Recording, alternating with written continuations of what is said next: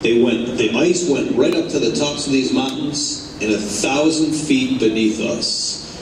And over thousands of years, as the glaciers flowed forward, they rasped against the sides of these mountains. So we can see ice action, what we call glacial scrape, on a lot of these big giant rocks that have been chipped away by ice during the last ice age. Definitely was the land of the giants, when you had glaciers a mile thick, blanketing this landscape and carving away on the mountainsides.